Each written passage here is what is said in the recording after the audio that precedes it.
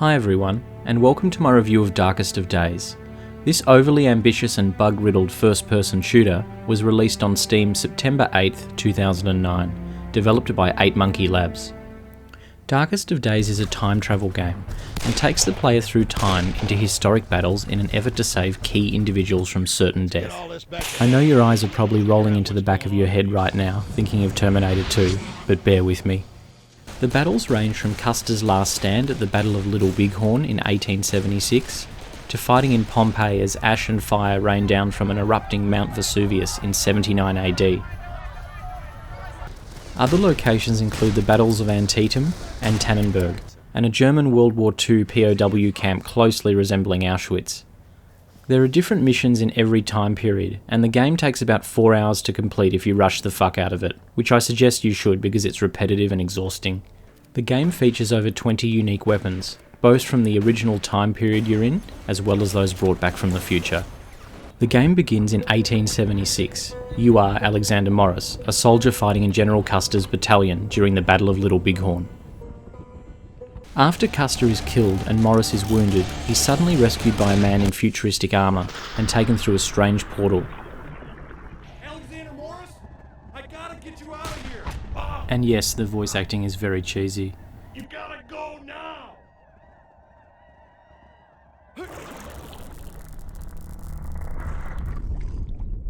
Morris then awakens in the headquarters of Chronotech, an organisation that has managed to develop time travel technology and is apparently dedicated to researching and protecting history.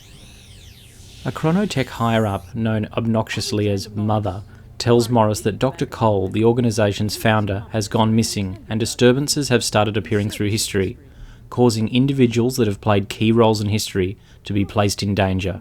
She tasks Morris with helping Chronotech restore history. From here on in, this monotonous Australian news anchor tasks you with bunny hopping from time period to time period, meddling with people's lives. Most of the missions have a clear goal, to save one unique person, or to change the outcome of a battle or situation taking place. You hear me? I said run. This is pretty much the entire game, and it gets old very fast. When you start your journey, you are given a handful of futuristic time capture pellets that you can throw at people in the level that have for some reason been flagged as important in time. This isn't a part of the main objective and is optional, although the more people you throw pellets at and disable, the more upgrade points you magically get for your weapons in the briefing room. You're not supposed to shoot the people in blue because it can apparently irrecoverably change history, but I have a sinking feeling shooting these highlighted NPCs really causes a crash to desktop and the developers just couldn't be bothered figuring out why, so they weave this whole historical importance thing into simply mask poor coding. I'm supposed to believe killing one person can have an Ashton Kutcher-esque butterfly effect on history and change everything, but killing literally hundreds of people at a time does nothing. Give me a fucking break. Darkest of Days is riddled with a healthy mix of trivial and game-breaking bugs that will impede or enhance your enjoyment depending on how mentally ill you are. The look sensitivity in this game is totally rooted, no matter what you do in the settings, so if you're wondering why my mouse is jumping around and movement looking unnatural, you'll know why. Most levels of the game feel like they're open and free to roam around in, and they are somewhat, but it's mostly an illusion. They didn't make much effort with invisible walls to restrain the player. They're often just placed in the middle of passable looking terrain instead of near a rock face or tree line like most developers would do. When you're not getting cucked by invisible walls, allies that are supposed to follow you are spawned whilst you have your back turned. This is cheap and weird and creepy and way too obvious.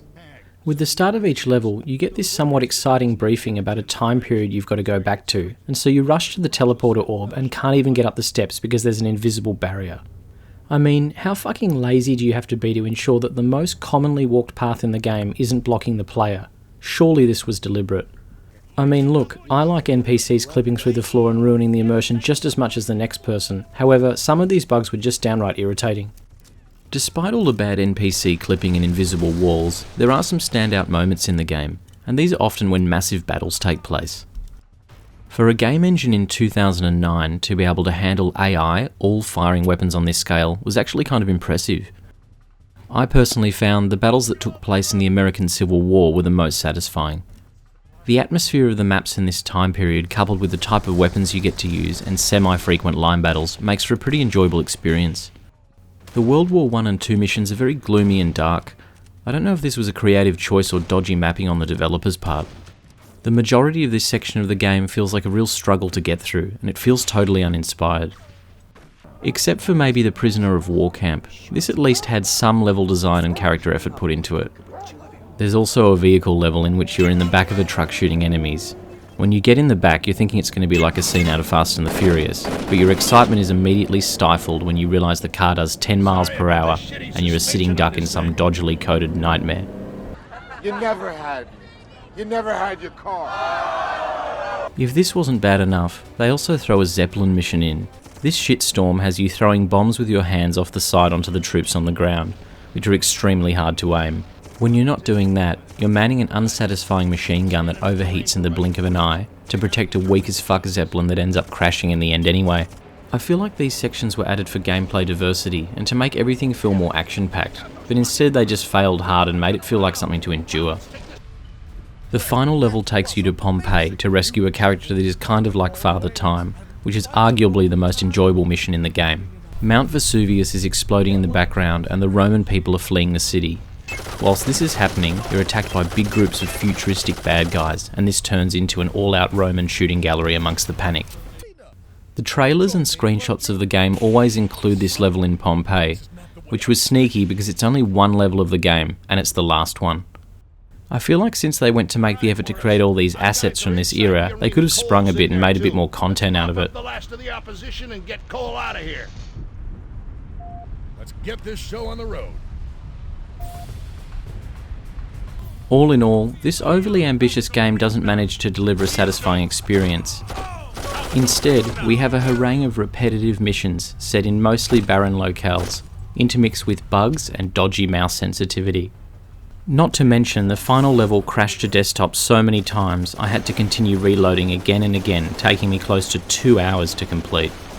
The concept will pull you in, and the uninspired level design and poor coding will shit you out with a bad case of fatigue and depression.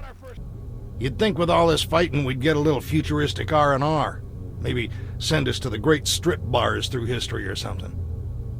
Anyway guys, I'm going to leave this shitstorm where it belongs, in the hidden section of my Steam library, never to be touched again. As always, thanks for taking the time to watch my video, and I'll see you on the next one.